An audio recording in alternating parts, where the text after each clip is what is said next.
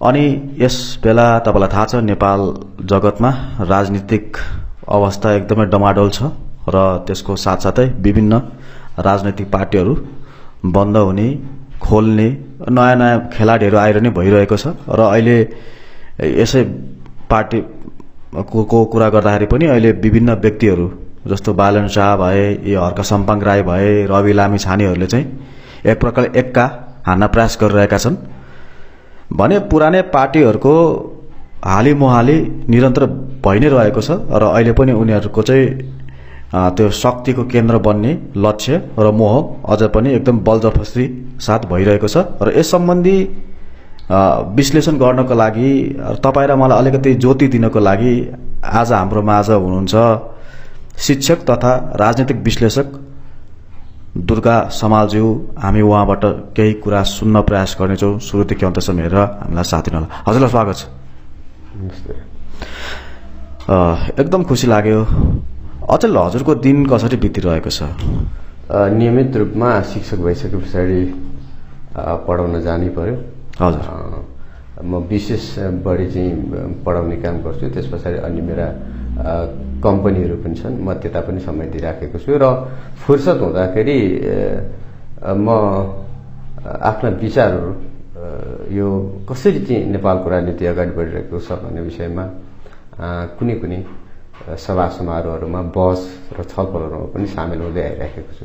हजुर, अहिले यसपालि हेर्नुभयो भने विभिन्न स्वतन्त्र पार्टीको नाउँमा केही व्यक्तिहरूले एक्का हान्न सकेका छन्, जस्तो धरानबाट हर्पा सम्पाङ राईज्यू र साथसाथै काठमाडौँमा बालन शाहले र त्यस्तै गरिकन विभिन्न ठाउँहरूमा विभिन्न व्यक्तिहरूले एक्का हान्न सके। उनीहरूको नाउँ भन्दा चाहिँ बालन शाह र हर्क सम्पाङको चाहिँ अलिक शीर्षमा आएको छ र चर्चामा पनि हुनुहुन्छ उहाँहरू। के लाग्छ अचेल तपाईँ यो हुँदै गर्दाखेरि? रवि लामिछाने पनि अहिले चाहिँ राजनीतिमा छिर्न खोजिरहेका छन् नेपाल स्वतन्त्र पार्टी मार्फत। यो हुँदै गर्दाखेरि कस्तो लाग्छ? कतिले उनीहरूलाई त एउटा राजावादी हिन्दूवादी पनि भनिरहेका छन्, भित्रभित्र यिनीहरूको एक प्रकारको चाहिँ खेल छ भन्ने कुरा पनि छ। के छ हजुरको यो यसको विश्लेषण के छ? अब त्यो हामीले नदेखेको कुरो, हिडन कुरा त हामी अहिले म भन्न सक्दिनँ। तर अहिले जुन किसिमले पछिल्लो समय विभिन्न पोलिटिकल पार्टीको नाममा जुन नेपालमा फेरि अरू पोलिटिकल पार्टीहरू जन्मिँदैछन्, यसलाई एक हिसाबले भन्ने हो भने त ठिकै पनि मान्नुपर्छ र उहाँहरूको स्वतन्त्रता पनि हो। र यसले के चाहिँ गर्छ त भन्दाखेरि पुराना पार्टीहरूलाई एक खालको लेसन पनि हो कि हामीले अब चाहिँ सुध्रिनु पर्ने रहेछ। जनतालाई हामीले चाहिँ जुन खालको कमिटमेन्ट गरेका थियौँ त्यो पुरा गर्न सकेनौँ र हामीले ठिक ढङ्गले राजनीति गर्न सकेका रहेनछौँ भन्ने म्यासेज पनि हो त्यो नयाँ पोलिटिकल पार्टीहरू जन्मिँदाखेरि। र यो हिसाबमा भन्दाखेरि ठिकै पनि हो। तर वास्तवमै फेरि चाहिँ जनताको समस्यालाई चाहिँ तपाईँको समाधान गर्ने कुरामा अथवा त्यो विषयलाई चाहिँ हामीले प्राथमिकता दिने हो भने चाहिँ नयाँ पोलिटिकल पार्टी मात्रै खोलेर विभिन्न वादहरू चाहिँ अँगाल्दै अथवा विभिन्न वादको नाम दिँदै आउनु भनेको यो मलाई लाग्छ फेरि पनि समाज हिजो पनि हामीलाई खण्डित गर्दै आइराखेको र अहिले पनि फेरि चाहिँ तपाईँको तिनै व्यक्तिहरूले फेरि खण्डित गर्न खोजिराखेको चाहिँ मैले त्यो खालको मूल्याङ्कन मेरो छ। र मलाई लाग्छ यदि हुन त एउटा तर्क के छ त भन्दाखेरि पुरानै पोलिटिकल पार्टीमा रहेर समाज परिवर्तन गर्न नसक्ने अथवा समाज परिवर्तन गर्ने खालको माहौल नबन्ने भएकै कारणले नयाँ पोलिटिकल पार्टीहरू जन्मिएका छन्। यसलाई यो हिसाबले हेर्ने हो भने चाहिँ ठिकै पनि हो। तर उहाँहरूले चाहिँ हिजोका पोलिटिकल पार्टीले जसरी चाहिँ तपाईँको जनता माझ गएर एक खालको कमिटमेन्ट गर्नुभएको थियो, तर काममा चाहिँ फेरि त्यो खालको चाहिँ व्यवहार नदेखेको हुनाले फेरि जनतामा निराशा त छाउने होइन, अथवा जनताले जुन खालको अभिमत दिनुहुन्छ त्यसको चाहिँ फेरि चाहिँ तपाईँको मिसयुज त हुने होइन भन्ने खालको शङ्का पनि उब्जन सक्छ जस्तो मलाई लाग्छ। हजुर, यो अहिले नयाँ पार्टी खोल्ने परिवेश पनि निरन्तर भइरहेको छ। तपाईँलाई थाहा छ रवि लामिछानेले नेपाल स्वतन्त्र पार्टीमा छिरेर अब उहाँले राजनीति गर्न प्रयास गरिरहेका छन् घन्टीको चिन्ह लिएर भने यता केही व्यक्तिहरू चाहिँ यो जातीय राजनीति पनि गर्दै आएका छन् भने कोही व्यक्तिहरू चाहिँ धार्मिक राजनीति पनि गर्दै आएका छन्। तपाईँलाई थाहा छ अहिले क्रिस्चियनहरूको बिचमा पनि यो विभिन्न प्रकारको चाहिँ यो सामाजिक एकता पार्टी, जनजागरण पार्टी, आमूल परिवर्तन मसिया पार्टी, राष्ट्रिय मुक्ति आन्दोलन पार्टी छ भने जातीयमा त धेरै छ। तपाईँलाई भनिने हो भने अब मङ्गोलको आफ्नै पार्टी होला, त्यस्तै गरी नेपाल दलित पार्टी भन्ने त मैले सुनेको छु, उहाँको नेतालाई मैले चिनेकै छु। त्यस्तै गरी तपाईँले अझै हेर्नुभयो भने राष्ट्रिय प्रजातन्त्र पार्टी भन्ने पनि छ। एउटा धार्मिक तरिकाले चाहिँ आस्थाको तरिकाले चाहिँ अथवा जातीय तरिकाले, जस्तो थाहा छ नि तपाईँको हिन्दू धर्ममा त बढी दलित र जनजातिलाई भन्दा पनि त्यहाँ त बाहुन क्षेत्रीलाई बढी ग्राह्यता दिइन्छ। यो हुँदै गर्दाखेरि नेपाल देशको लागि के यो सही हो कि गलत छ? यो राजनीतिको विषयवस्तु भनेको भाषा, संस्कृति, हाम्रो धर्म हैन, जात जातिको संरक्षण गर्नु हो। तर जुन पछिल्लो समय जुन किसिमले राजनीतिको अरू एजेन्डै नभए जस्तो अथवा राजनीतिको अरू चाहिँ उद्देश्य नभए जस्तो हामीले जातिलाई चाहिँ बढी चाहिँ फोकस गरेर अथवा धर्मलाई हामीले बढी फोकस गरेर अथवा चाहिँ तपाईको हाम्रो अन्य भनौँ न स्वास्थ्य, शिक्षा र रोजगारीहरूलाई चाहिँ पर राखेर हामीले जसरी जात, धर्म यस्ता कुराहरूलाई चाहिँ बढी केन्द्रमा राखेर जुन राजनीति गरिराखेका छौँ, यसले चाहिँ राम्रो ट्रेन्ड त होइन। यो पहिलो कुरो के त भन्दाखेरि राजनीतिले जहिले पनि तपाईँको इकोनोमिक ग्रोथलाई बढी फोकस गर्छ। जब इकोनोमिक ग्रोथ बढेर आइसके पछाडि मलाई लाग्छ अहिले जुन जस्ता चाहिँ तपाईँको समस्याहरू देखिएका छन् भन्ने सामाजिक समस्याहरू देखिएका छन् त्यो मत्थर भएर जान्छ। अहिले मानिसहरू किन एकीकृत हुन सकेका छैनन् त?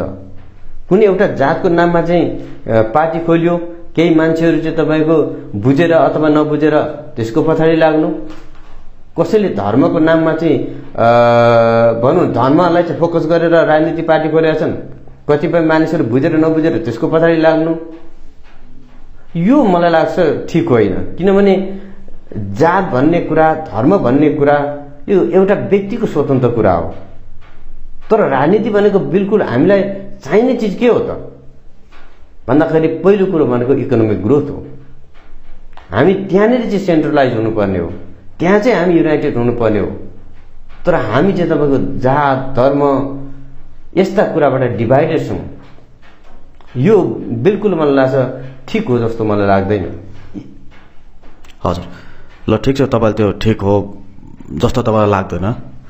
किनभने अब उदाहरणको लागि तपाईँ एउटा जनजाति हुनुहुन्छ है, तपाईँ एउटा दलित हुनुभयो भने अब खाली राजनीतिक अवस्थामा तपाईँलाई थाहा छ अहिलेसम्म एउटा मलाई दलित देखाउनुहोस्, अहिलेसम्म मलाई एउटा जनजाति देखाउनुहोस्, एउटा मुस्लिम देखाउनुहोस्, एउटा बुद्धिस्ट देखाउनुहोस् र एउटा क्रिस्चियन देखाउनुहोस्, एउटा किराती देखाउनुहोस् जसले गएर चाहिँ एउटा प्रधानमन्त्रीको पद खाएको छ अथवा राष्ट्रपतिको पद खाएको छ।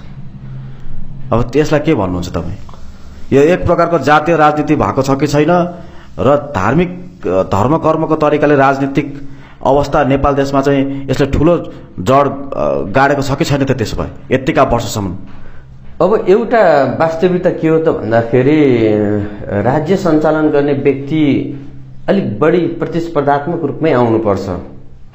यो हामीले हाम्रो देशभित्रको सम्बन्ध अथवा हाम्रो कुनै एउटा जाति विशेष, कम्युनिटी विशेष मात्र नभएर राष्ट्रिय अन्तर्राष्ट्रिय स्तरसम्म हाम्रो चाहिँ सम्बन्ध स्थापित हुने भएको हुनाले अथवा एउटा राज्य सञ्चालन गर्ने व्यक्तिले हरेकतिर भनौँ न आफ्नो डिप्लोमेसीलाई चाहिँ ठिक ढङ्गले चाहिँ व्यवहार गर्न नसक्ने खालका व्यक्तिहरूलाई चाहिँ हामीले एउटा राष्ट्र प्रमुख अथवा त्यसरी चुन्यौँ भने मलाई चाहिँ फेरि पनि हाम्रो इमेज पनि चाहिँ तपाईँको हाम्रो देशको इमेज बिग्रिने भएको हुनाले यो चाहिँ प्रतिस्पर्धाबाट आउनुपर्छ। यो कुरालाई म स्वीकार गर्छु।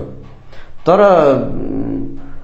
जुन आर्थिक अवस्था जुन एउटा बढाउने कुरा छ होइन, आर्थिक प्रगतिका कुराहरू छन्, त्यो नहुँदाखेरि हैन अवसर प्राप्त गर्न नसक्दा चाहिँ यो खालको असन्तुष्टि विभिन्न समुदायमा भनौँ अथवा जातिमा छ। यो कुरालाई चाहिँ राज्यले सम्बोधन गर्नुपर्छ अथवा चाहिँ सरकारमा जाने व्यक्तिहरूले चाहिँ सम्बोधन गरिदिनुपर्छ हैन। यो व्यक्ति अथवा यो जाति यो कम्युनिटीको प्रधानमन्त्री हुनुपर्छ अथवा राष्ट्रपति हुनुपर्छ त्यस्तो होइन, सेलेक्टेड मान्छे आउनुपर्छ जसलाई चाहिँ सबैले चाहिँ एउटा एक्सेप्ट गरून्, सम्मानका साथ हेरुन्। त्यसकारण मलाई विश्वास चाहिँ लाग्दैन कुनै एउटा जातिलाई चाहिँ ल्याइहालौँ, तर त्यसले एउटा एक खालको के भन्दा समावेशी र इन्क्लुसिभ त देखाउँछ हैन। साथसाथै त्यसमा के त भन्दाखेरि एउटा एउटा एउटा भनौँ न हरेक दृष्टिकोणबाट चाहिँ त्यो व्यक्ति जो राष्ट्रको प्रमुख हुँदै हुनुहुन्छ उहाँ चाहिँ तपाईको सम्मानित हुन पर्छ भन्ने मान्यता चाहिँ मेरो पनि छ। हजुर, अब यो कुरा गर्दै गर्दाखेरि अघि तपाईले भन्दै हुनुहुन्थ्यो मुलुकलाई परिवर्तन गर्नको लागि आर्थिक सामाजिक धार्मिक कुराहरू सबै कुरामा परिवर्तन हुनुपर्छ भन्ने कुरा तपाईले गर्दै हुनुहुन्थ्यो र यस्तै कुराहरू चाहिँ विभिन्न राजनैतिक पार्टीहरू विशेष गरी माओवादी पार्टीले यस्तो कुराहरू गर्दछ कि केही परिवर्तन आउनुपर्छ भन्ने उनीहरूले धेरै परिवर्तनको बाटो पनि उनीहरूले अँगाल्न प्रयास गरे अथवा प्रगति हुनुपर्छ भन्ने कुराहरू छ। एउटा प्रतिक्रियात्मक पार्टीहरू चाहिँ हुनुपर्छ भन्ने उनीहरूको मान्यता छ भने केही यस्ता पार्टीहरू छन् जुन चाहिँ प्रगतिगामी भइरहेका छन् हैन।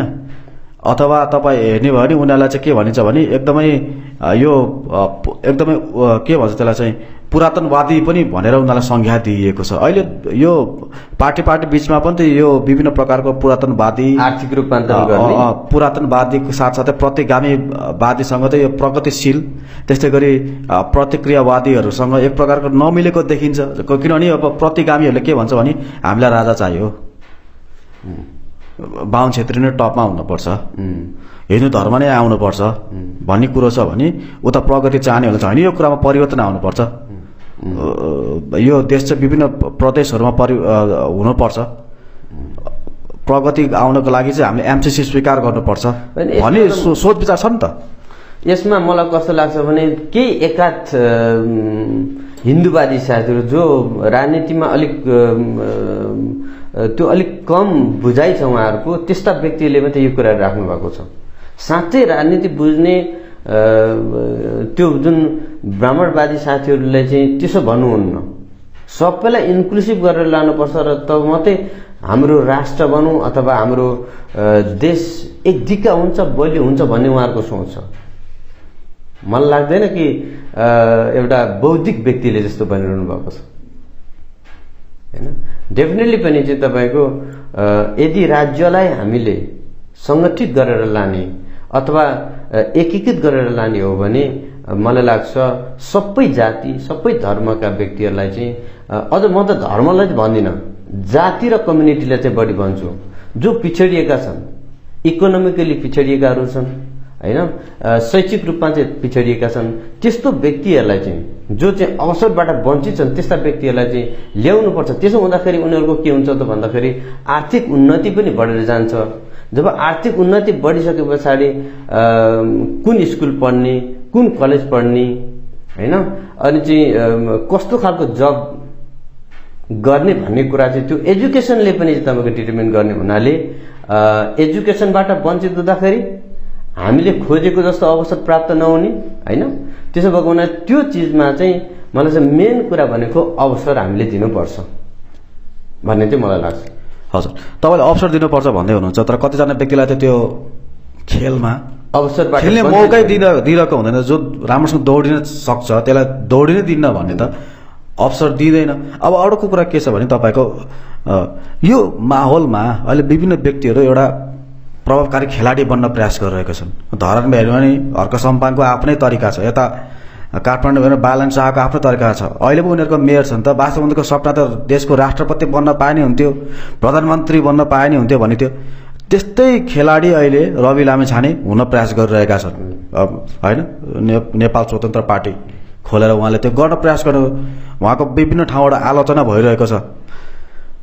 यो हुँदै गर्दाखेरि अब यी जुन व्यक्तिहरू आएका छन् के त्यो व्यक्तिहरूले सामाजिक धार्मिक आर्थिक अथवा विकासहरू नेपाल देशमा ल्याउन सक्छन् त? अहिले पछिल्लो समय धरानको मेयर हर्क सम्पाङले राम्रो काम चाहिँ गर्नुभएको छ होइन, त्यो कुरालाई हामीले स्वीकार गर्नुपर्छ। एउटा जाति विशेषबाट नहेरेर होइन, हामी त्यो दृष्टिबाट नहेरौँ। उहाँको इमान्दारिता, उहाँको निष्ठामा कुनै पनि प्रश्न छैन। धरानी जनताले जतिखेर उहाँ एक्लै पनि भाषण गरी हिँड्ने मान्छेलाई यसरी धरानका जनताहरूले चाहिँ मेयरमा जिताउँछन् भनेर कल्पना पनि गरेका थिएनन् मान्छेहरूले। तर उहाँको जुन इमान्दारिता, उहाँ जो एउटा स्पष्ट व्यक्ति भएर आउनुभयो, त्यो कारणले नै उहाँले जित्नुभयो र पछिल्लो समय उहाँले राम्रो काम गर्नुभएको छ। हामीलाई चाहिने नेताहरू त्यस्तै हुन्। अब खालि गफ गरेर मात्रै हामीले हाम्रो देशलाई चाहिँ कायापलट गर्छौँ, देशलाई चाहिँ रूपान्तर गर्छौँ होइन, आर्थिक रूपान्तर गर्छौँ भन्ने हामी नसोचौँ। हामी एक्सनमै उत्रिनु पर्ने हुन्छ, हामी काममै उत्रिनु पर्ने हुन्छ। के हामी चाहिँ तपाईँको नेता भइसके पछाडि हामीले कामै गर्न नहुने हो? एकपल्ट राष्ट्रपति, एकपल्ट प्रधानमन्त्री भइसके पछाडि अथवा एकचोटि चाहिँ तपाईँको प्रधान न्यायाधीश भइसके पछाडि हामीले के फेरि नर्मल लाइफमा फर्केर काम गर्न नहुने हो? एउटा सामान्य व्यक्ति जस्तो भएर जिउन नहुने हो? यदि नहुने खालको सोच हो भने हो, त्यहाँ नै हाम्रो बुझाइ कम छ। हजुर, हुन त तपाईँलाई थाहा छ अहिले मिडियामा पनि धेरै परिवर्तन आइसकेको छ। अहिले अनलाइन मिडियाको जमाना भयो, सामाजिक सञ्जालको जमाना भयो, राजनीतिक अवस्थाको पनि केही परिवर्तन आएको देखिन्छ नेपालमा। जस्तो रवि लामिछानेको कुरा छ नि, यिनीहरू भनेको एउटा स्वतन्त्रबाट उठ्ने भयो होइन त? हजुर, रवि लामिछाने चाहिँ अब अहिले जुन पछिल्लो समय चाहिँ स्वतन्त्रहरूको एउटा जमात आइराखेका छन् पोलिटिक्समा होइन। जब हर्क साम्पाङ, योभन्दा पहिले उहाँहरूको आँट थिएन कि हामी पनि यो भिडभाडमा आएर चाहिँ यसरी चाहिँ मान्छेले हामीलाई विश्वास गर्छन् भन्ने। जो हर्क साम्पाङ र बालेन शाहहरू जस्तो व्यक्तिले नजितेको भएदेखि, त्यो खालको उदाहरण नदेखेका भएदेखि मलाई छ रवि लामिछानेहरू जन्मिँदैनथे। त्यो देख्ने बित्तिकै उहाँहरूमा पनि के भयो भने होइन, विश्वास गरेर रहेछन् है, सकिने रहेछ है भन्ने खालको चाहिँ बुझेर उहाँहरू आउनुभएको। अब भलै उहाँले मिडियामा राम्रो काम गर्नुभएको छ होइन, टेलिभिजनको चाहिँ तपाईँको पर्दामा राम्रो कुरा गर्नुभएको छ, न्यायको लागि उहाँले बोल्नु भएको छ, आवाज उठाउनु भएको छ। अब एक्सनमा साँच्चै नै उहाँले गर्नुभयो भने त त्यो राम्रै कुरा भयो। तर उहाँहरूको खालि शब्दमा होइन, खालि बोलीमा मात्रै हुने खालको भयो भने चाहिँ फेरि पनि जनतालाई धोका हुन्छ। अब उहाँको एक्टिभिटी चाहिँ हेर्न बाँकी छ। अहिले हामीले केही पनि भन्न सक्ने अवस्था चाहिँ छैन। फेरि अलि यस्तो छ नि त, अघि मैले भनिहालेँ, अहिले मिडियाको पनि तपाईँको परिवर्तन भयो होइन। सोचे नसोचेको तरिकाले अहिले नेपालकै अब कान्तिपुरको भन्दा पनि तपाईँको एउटा सानो युट्युबरले खोलेको भिडियोहरूको बढी भ्यू जान थाल्यो, दर्शकले त्यस्तो खालको भिडियो मन पराउन थाल्यो। अहिले जनताले पनि तपाईँको पार्टीमा नाना भातीको भाषण दिने व्यक्तिहरू, यो अधिकार त्यो अधिकार भन्ने, अब अधिकार लुट्ने पनि त्यही व्यक्तिहरू, अधिकार दिन्छु भने पनि त्यही व्यक्तिहरू छन् होइन। अब यो शैली अलिक परिवर्तन भएको छ। भन्न खोजेको एउटा इन्जिनियरलाई पनि, एउटा सामाजिक सेवा गर्ने व्यक्तिलाई पनि, एउटा पत्रकारलाई पनि, अथवा एउटा अभियान गर्ने व्यक्तिलाई पनि, कार्यकर्ताहरूलाई पनि अलिकति के देखिन्छ भने जनताले उनीहरू मात्र पनि विश्वास गरेको देखिन्छ नि त अहिले आएर चाहिँ। होइन, अभियन्ताहरूलाई विश्वास गर्नुको कारण के हो त भन्दाखेरि उहाँहरू क्लिन हुनुहुन्छ, उहाँले काम गर्ने अवसर प्राप्त गर्नु भएको छैन र उहाँहरू ठिक कि बेठिक भन्ने कुरो त त्यहाँबाट हामीले छुट्याउन त सक्दैनौँ। त्यसकारण सुरुमा त विश्वास आर्जन हुन्छ नि, तर एक्सनमा गइसकेपछि उहाँको व्यवहार, जनताप्रतिको व्यवहार के हुन्छ त भन्ने कुरा त हामीले बुझेका छैनौँ अथवा जनताले बुझेका छैन। त्यसकारण विश्वास आर्जन गर्नु मात्रै पनि चाहिँ तपाईँको त्यसले नै परिवर्तन ल्याउँछ भनेर त हामी नसोचौँ। मेन कुरा भनेको त कामै हो होइन। अब यो स्वतन्त्रहरूको बारेमा चाहिँ एक खालको म भन्छु, फेरि पनि जनतालाई एकाध चाहिँ जनतालाई ढाँट्ने नै छन्। फेरि जनतालाई ढाँटेर चाहिँ त्यहाँ पुग्न सकिन्छ कि, कतै चाहिँ धमिलो पानीमा माछा मार्न सकिन्छ कि भन्ने तरिकाले पनि आएका व्यक्तिहरू पनि छन्। मलाई लाग्छ अब नेपाली जनताहरू निकै बुझ्ने भइसकेका छन्। मलाई लाग्छ उहाँहरूले अब धमिलो पानीमा माछा मार्न चाहिँ सक्नुहुन्न जस्तो चाहिँ मलाई लाग्छ। हजुर, अब यो नेपाल चाहिँ एउटा धर्मनिरपेक्ष देश पनि भनिएको छ होइन, एउटा समावेशी देश पनि भनिएको छ। अघि मैले कुरा गरिहालेँ कि जातको नाउँमा, धर्मको नाउँमा त्यो दौड्न सक्ने व्यक्तिहरूलाई पनि दौडन नदिएको हामीले देखिरहेका छौँ। अब तपाईँलाई थाहा छ अहिले धर्मनिरपेक्षता एउटा नाउँको मात्र भएको छ अब उसको परिभाषा पनि हेर्यो भने संविधानमा एकदमै संसारले नै पत्याउन नगरिकन त्यसलाई चाहिँ हिन्दू धर्मतिर ढकलिदिएको छ। सनातनदेखि आएको त्यसलाई चाहिँ उनीहरूले के भन्छन्, सनातन भन्ने बित्तिकै हिन्दू धर्म भने एक प्रकारको गलत मानसिकता पनि छ यी साथीहरूमा, यो अग्रजहरूमा। तपाईँलाई थाहा छ, तपाईँको केही मित्रहरू होलान्, कोही मुस्लिम होलान्, कोही बुद्धिस्ट होलान्, कोही चाहिँ क्रिस्चियनहरू नै होलान्। कस्तो छ उनीहरूको अधिकारको लागि यसरी चाहिँ निरन्तर विभिन्न पार्टीहरूले चाहिँ दमन गरेको देख्दाखेरि यस्तो छ। एउटा लाग्छ तपाईँलाई थाहा छ, भर्खर पनि कतै कुनै ठाउँमा चाहिँ चर्चहरू जलाएको, अस्ति एउटा ठाउँमा दफन गरेको लासलाई पनि त्यहाँको स्थानीय बासिन्दाहरूले निकालेको घटनाहरू घटिरहेको छ। अस्ति कपनमा पनि एउटा चर्चमाथि आक्रमण भयो, अस्ति एउटा व्यापारीलाई पनि आक्रमण भयो। यो सबै हुँदै गर्दाखेरि धर्मनिरपेक्षताको दृश्य कस्तो छ? धर्म भन्ने कुरो छ नि, परिवर्तनशील छ अथवा समाज परिवर्तनशील छ भन्ने नाममा हामीले धर्महरू, यो जुन आस्थाका कुराहरू चाहिँ परिवर्तन हुँदैन। किन त भन्दाखेरि यहाँ कतिपय क्रिस्चियन साथीहरूले के भन्नुहुन्छ भने समाज परिवर्तनशील छ, त्यसो हुँदाखेरि धर्म पनि केही परिवर्तन हुन्छ, यो कुरालाई स्वीकार गर्नुपर्छ भन्ने हुन्छ। म यो कुरा मान्दिनँ। किन भन्दाखेरि कुनै पनि पार्टिकुलर ठाउँमा भनौँ न, त्यहाँ आफ्नै खालको संस्कृति, आफ्नै खालको भाषा, धर्म त्यहाँ स्थापित भएको हुन्छ। अब त्यो कुरालाई विस्थापित गर्ने भन्ने कुरा त त्यहाँको ती व्यक्तिहरूलाई नै विस्थापित गर्नुपर्ने हुन्छ। यो कुरा चाहिँ परिवर्तन हुँदैन, केही परिमार्जन होला, त्यहाँ केही चाहिँ तपाईँको कमी कमजोरी छ भने त्यो सुधार गरिने कुरा एउटा कुरा हो। तर चाहिँ तपाईँको त्यो धर्म परिवर्तन गर्ने भनेको त मान्छे परिवर्तन हुनु पर्यो, त्यहाँबाट विस्थापित हुनु पर्यो। उदाहरणको रूपमा तपाईँ क्रिस्चियनको कुरा गर्नुहुन्छ भने जुन जुन मुलुकहरूमा चाहिँ क्रिस्चियनिटी मान्छन्, के त्यो क्रिस्चियन त्यहाँबाट चाहिँ विस्थापित होला? अनि त्यो चाहिँ त्यहाँबाट विस्थापित हुँदैन भने त नेपालमा चाहिँ तपाईँको हिन्दू धर्म चाहिँ विस्थापित, हिन्दू धर्मभित्रका चाहिँ समस्याहरूलाई चाहिँ हिन्दूवादी साथीहरू बसेर त्यसलाई करेक्सन गर्ने हो। हजुर हजुर। अब यो के छ भने तपाईँलाई थाहा छ, मिडियामा अहिले यस्तो चर्काचर्की परिरहेको छ कि यो मैले तपाईँलाई अलिक खुला रूपमा भनेको, हिजो भर्खर कि अस्ति भर्खर पनि यस्तो एउटा सामाजिक सञ्जालमा एउटा व्यक्तिको धर्मराज लुइटेल भन्नेको एउटा पोस्ट एकदम भाइरल भइरहेको छ। अब क्रिस्चियनहरू कतिजना छन्, चर्चहरू कतिजना छन् भनेर गर्ने अधिकार त क्रिस्चियनलाई नै हुन्छ नि त, अथवा देशको आधिकारिक व्यक्तिलाई हुन्छ। अब अहिले यो एक प्रकारको चाहिँ यो हिन्दू अभियानताले कतिवटा चर्च छ, क्रिस्चियन कतिवटा छन् भनेर चाहिँ गन्दै हिँडिरहेका छन् रे। यस्ता व्यक्तिहरूलाई जसले चाहिँ अर्को धर्मको व्यक्तिहरूलाई चाहिँ दमन गर्न चाहन्छन्, एउटा राजनैतिक तरिकाले गरिरहेको हो नि त, यो एउटा राजनीति हो। यसो हेर्दाखेरि पार्टी खोलेको छैन, उनीहरूको पार्टी छैन, ल ठिक छ, तर एक प्रकारको राजनीति त हो नि त्यो पनि त, होइन? यो अहिले पछिल्लो समय राजनीतिसँग बढी जोडियो। हजुर। धर्म चाहिँ तपाईँको आर्थिकसँग पनि कहीँ कतै जोडिएको हुन सक्छ। त्यस्तो अर्काको धर्महरूमाथि हस्तक्षेप गर्दा ठिक हो कि कतिको सही छ यो, त्यो सोध्न खोजेको क्या। एउटा कुरा के त भन्दाखेरि हरेक व्यक्ति धर्मको विषयमा चाहिँ स्वतन्त्र छ, कुनै पनि धर्म अँगाल्न सक्छन्, तर त्यसमा चाहिँ तपाईँको विभिन्न खालका प्रलोभनहरू देखाएर अनि चाहिँ जहाँ चाहिँ तपाईँको कुनै एउटा व्यक्तिलाई चाहिँ समस्या छ भन्दैमा त्यो समस्या चाहिँ समाधान गरिदिन्छु भन्ने नाममा मान्छेलाई चाहिँ लोभ्याउनु अनि चाहिँ आफ्नो धर्ममा तान्नु चाहिँ राम्रो चाहिँ होइन। स्वतस्फूर्त रूपमा कुनै पनि व्यक्तिलाई म यो धर्ममा विश्वास छैन, मलाई म यो धर्म अँगाल्छु भन्न पाउँछ र जान पनि पाउँछ, होइन? तर चाहिँ प्रेसर नेपालमा चाहिँ अलिकति बढी प्रेसर देखिन्छ। किन त भन्दाखेरि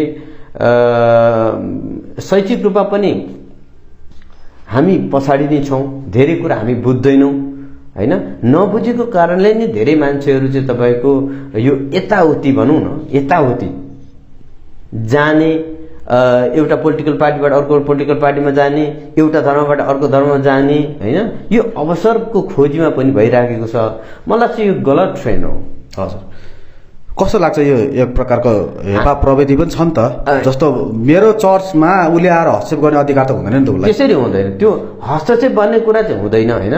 अब त्यो चर्चले, होइन, त्यो चर्चले चाहिँ एउटा विद्यमान नियम कानुनमा रहेर गरेको छ भने कसैले पनि हस्तक्षेप गर्न मिल्दैन, होइन? तर चाहिँ तपाईँको प्रेसरमा कसैलाई उहाँले आफ्नो चर्चमा आउनको लागि बाध्य बनाइरहनु भएको छ, अथवा प्रेसरमा कुनै पनि व्यक्तिलाई चाहिँ तपाईँको मन्दिरमा जानको लागि प्रेसर गरिरहनु भएको छ, प्रेसरमा कसैलाई चाहिँ तपाईँको गुम्बामा जान प्रेसर गरिरहनु भएको छ भने चाहिँ त्यो गलत हो। हजुर, एकदम धन्यवाद हजुरको यो उत्तरहरूको लागि। अब हामीले जे जति छलफल गर्न पर्ने थियो हामीले सबै छलफल गरिसक्यौँ र तपाईँले पनि एकदमै राम्रोसँग हामीलाई उत्तर दिनुभयो, त्यसको विश्लेषण पनि राम्रोसँग गर्नुभयो। आखिर त्यस्तो केही छ तपाईँले भन्नुपर्ने? मलाई मेरो आफ्नो केही कुराहरू राख्ने मौका दिनुभयो। सर्वप्रथम म यहाँलाई पनि धन्यवाद दिन चाहन्छु र यहाँको मिडियालाई पनि धन्यवाद दिन चाहन्छु।